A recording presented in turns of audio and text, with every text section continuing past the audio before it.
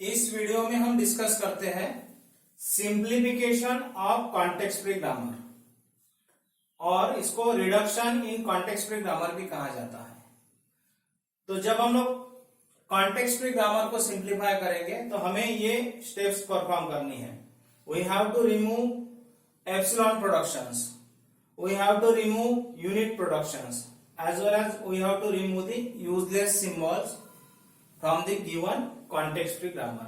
useless symbol मतलब हो जाएगा terminals as well as non terminals। जो useless रहेंगे उसको हम लोग क्या करेंगे, रिमूव करेंगे। अब ये एप्सिलॉन प्रोडक्शन क्या होता है कि सपोज कोई प्रोडक्शन है इस फॉर्मेट में A टेंड्स टू एप्सिलॉन, ठीक है। तो इस प्रकार के प्रोडक्शन को कहा जाता है एप्सिलॉन प्रोडक्शन। मतलब ऐसे प्रोडक्शन जो एप्सिलॉन को डिराइव करते हैं, सिर्फ एप्सिलॉन को डिराइव करते हैं, उस प्रोडक्शन को कहा जाता है एप्सिलॉन प्रोडक्शन। फाइन। तो ये प्रोडक्शंस को हमें क्या करना है, इस प्रकार के प्रोडक्शंस को हमें रिमूव करना है। वैसे दूसरी कैटेगरी है यूनिट प्रोडक्शंस की। यूनिट प्रोडक्शन ऐसे होते हैं जिसमें राइट हैंड साइड में सिंगल नॉन टर्मिनल होता है। जैसे यहां पे देखिए इस प्रोडक्शन में राइट हैंड साइड में क्या है, सिर्फ सिंगल नॉन टर्मिनल सिंबल है। तो अगर राइट हैंड साइड में सिंगल नॉन टर्मिनल सिंबल है तो इस प्रकार के प्रोडक्शन को कहा जाता है यूनिट प्रोडक्शन, ठीक है। लेफ्ट हैंड साइड में तो हमें पता है सिंगल नॉन टर्मिनल ही रहने वाला है, बट राइट हैंड साइड में भी सिर्फ सिंगल नॉन टर्मिनल है, तो इस प्रकार के प्रोडक्शन को कहा जाता है यूनिट प्रोडक्शन, ठीक है। और थर्ड कैटेगरी है इसमें removal of useless symbol.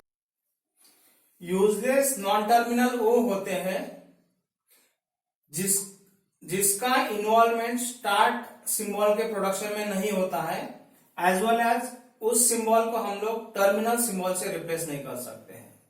Example देखते हैं। सपोज हमारे पास में ग्रामर है S tends to A B C slash A B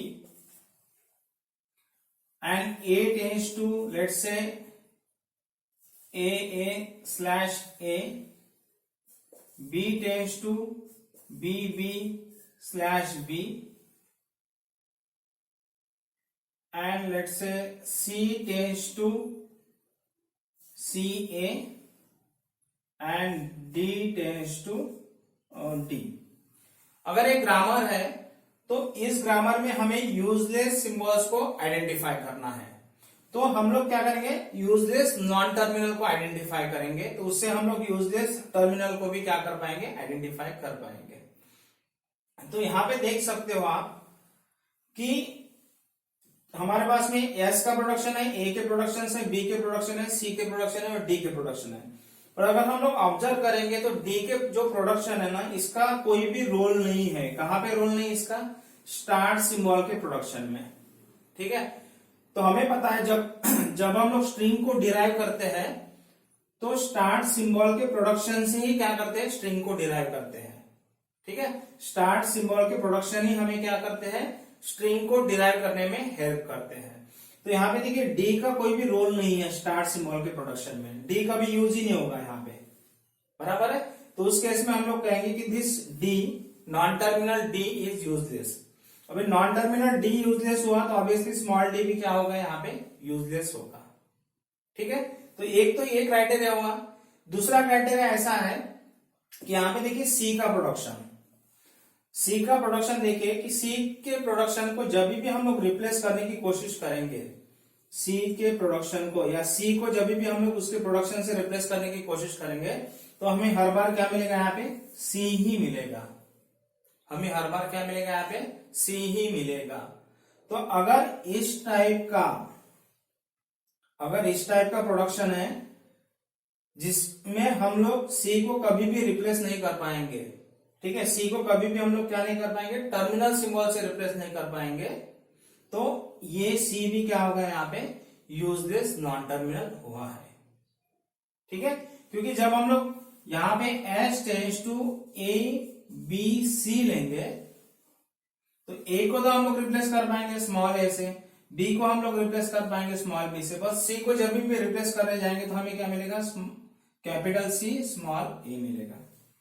तो जब भी आप सी को रिप्लेस करने जाओगे सी, इसका मतलब है कि using C we will never able to derive the string. ठीक है, सी का यूज करके हम लोग क्या नहीं कर पाएंगे, कभी भी स्ट्रिंग को डिराइव नहीं कर पाएंगे। इसलिए हम लोग क्या कहेंगे यहाँ पे कि C is also useless non terminal. ठीक है, तो यहाँ पे हमने दो non terminal C and D identify किए हैं जो कि क्या है, यूजलेस है, जो कि क्या है, यूजलेस है। और उसके कारण जो आपका टर्मिनल सिंबल डी है वो भी क्या बन जाता है, यूजलेस बन जाता है। तो जब हमें आइडेंटिफाई करना रहेगा ना यूजलेस सिंबल को, तो हम लोग नॉन टर्मिनल को आइडेंटिफाई करेंगे कि कौन से नॉन टर्मिनल जो है वो यूजलेस है, वो हम लोग आइडेंटिफाई करेंगे। फाइन, तो नेक्स्ट लेक्चर्स में हम लोग देखते हैं इसके example, removal of epsilon production के एग्जांपल देखते हैं, रिमूवल ऑफ यूनिट प्रोडक्शन के एग्जांपल देखते हैं, और रिमूवल ऑफ यूजलेस सिंबल्स के भी एग्जांपल देखते हैं। ओके।